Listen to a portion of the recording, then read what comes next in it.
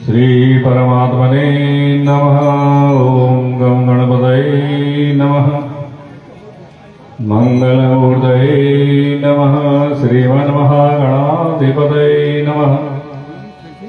श्रीलक्ष्मीनारायणाभ्यां नमः। तस्मै हरि गुरुवे नमः। बोलो सद्गुरुदेव भगवान की जय हो। बोलो वृंदावन बिहारी लाल की जय हो। बोलो चंपेश्वर महादेव की जय हो। बोलो श्री शिव महापुराण की जय हो। बोलो जग जननी दुर्गे मैया की जय हो। आइए भगवत प्रेमियों, कथा प्रसंग में प्रवेश करें। उससे पूर्व नित्य की भांति 2 मिनट भगवान नाम संकीर्तन करते हुए, ठाकुर जी का चिंतन करते हुए, अपने मन वाणी को पवित्र करते हुए कथा प्रसंग में प्रवेश करेंगे। जय माधव मदन मुरारी राधे श्याम श्यामा श्याम। जय माधव मदन मुरारी राधे श्याम श्यामा श्याम। जय के सब कले मलहारी राधे श्याम श्यामा श्याम। जय के सब कल मलहारी राधे श्याम श्यामा। बोलो जुगल सरकार की जय हो। बोलो भगवत्सल भगवान की जय हो। बोलो चंपेश्वर महादेव की जय हो। हर हर महादेव। नमः पार्वती पतये। कल की कथा प्रसंग में 88,000 ऋषियों ने भगवान शंकर के मंगलमय पावन चरित्रों के बारे में पूछा। जहां जहां भोले बाबा ने जो लीला की, उन लीलाओं के माध्यम से भगवान वहां उस रूप से प्रस्थापित हो गए, लिंग रूप में, भक्तों के कल्याण के लिए, भक्तों को मोक्ष प्रदान करने के लिए। गंगाधर नाम भगवान का पड़ा तो 88,000 ऋषियों ने सूत जी के चरणों में प्रणाम करते हुए प्रश्न कर लिया। बोले गुरुदेव, शंकर अपने माथे पर चंद्रमा को धारण करते हैं और चंद्रमा अमृत को बरसाने वाले देवता हैं।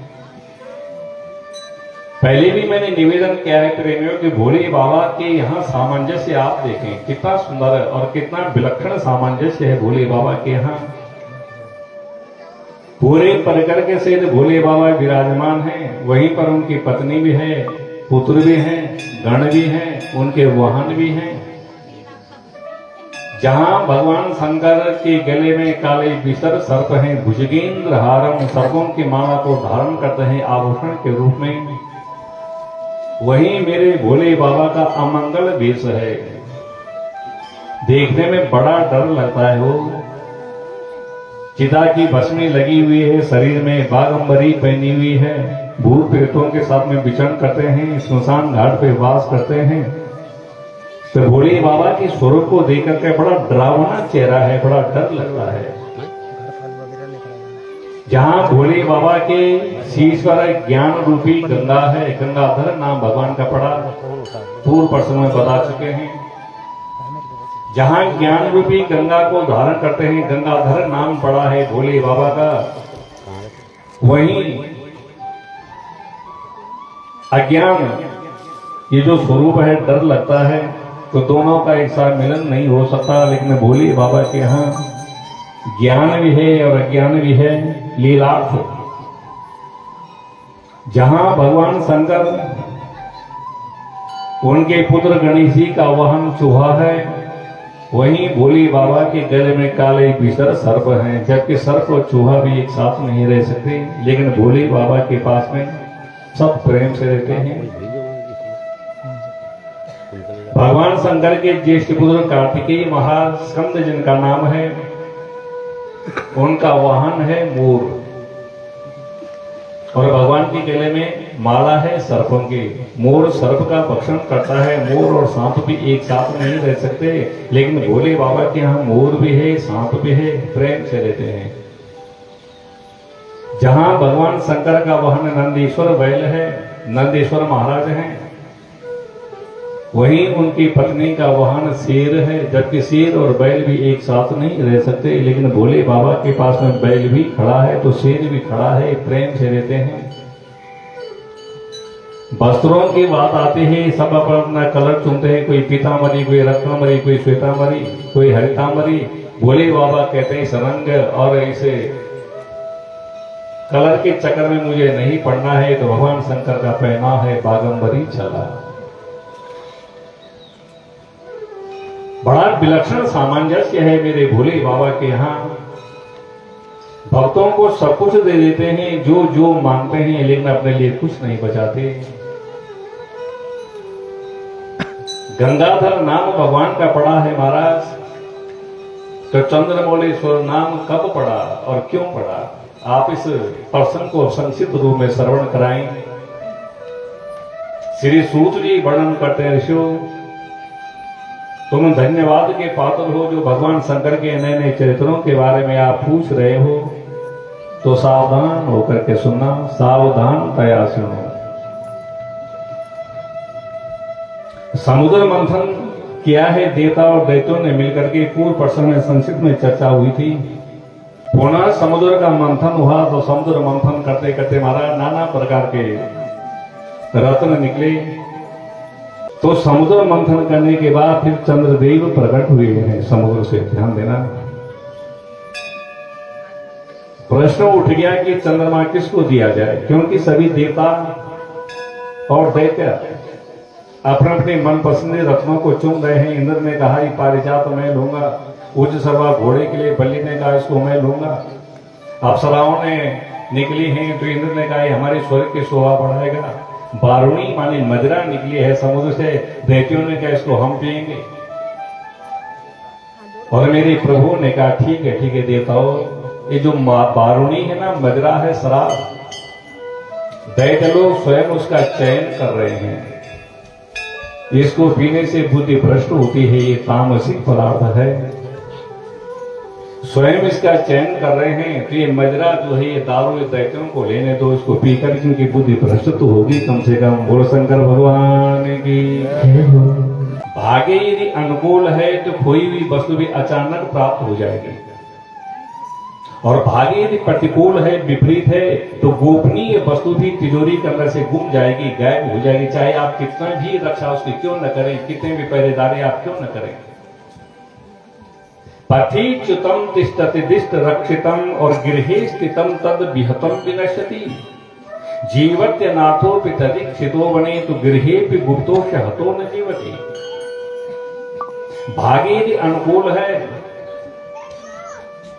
तो रास्ते में खोई हुई वस्तु भी अचानक प्राप्त हो जाएगी, बिना प्रयास किए हुए, बिना ढूंढे हुए।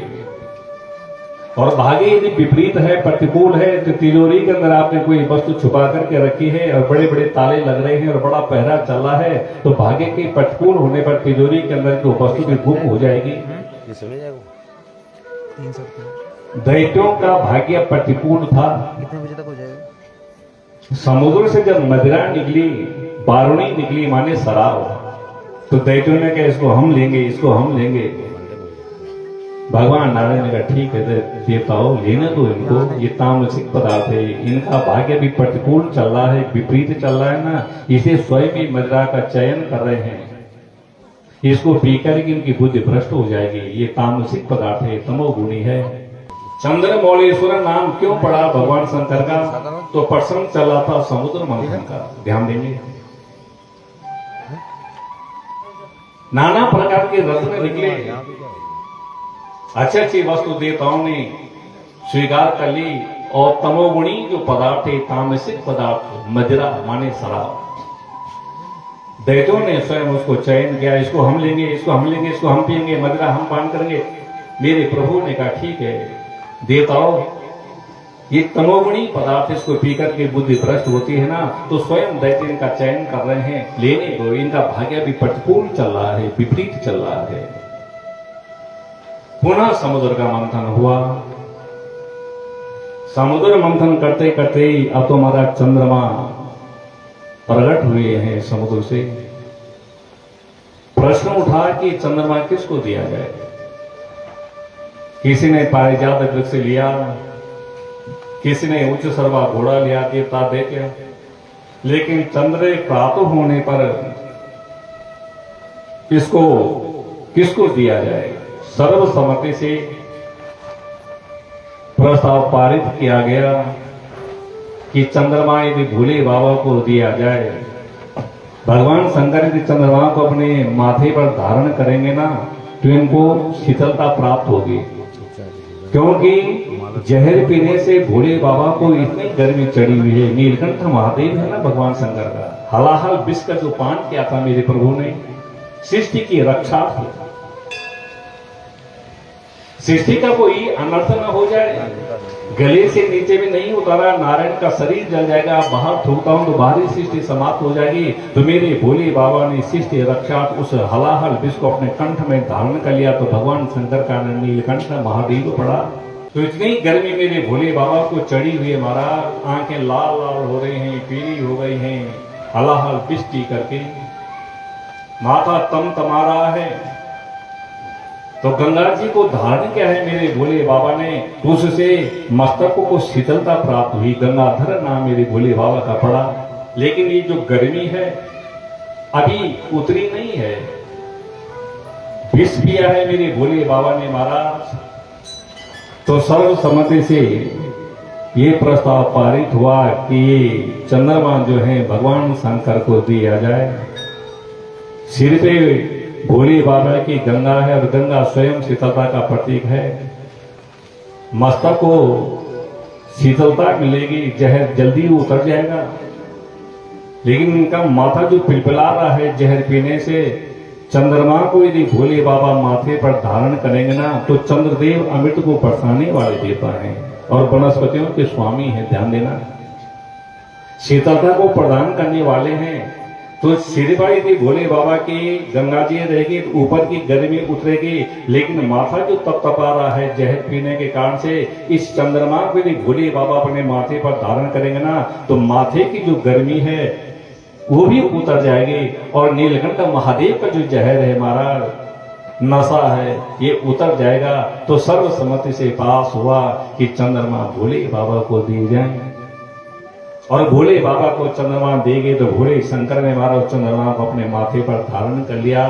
तो शीतलता को प्रदान करने वाले हैं चंद्रदेव। तो शंकर का एक नाम पड़ गया है चंद्रमौलेश्वर। बोले चंद्रमौलेश्वर भगवान की जय हो।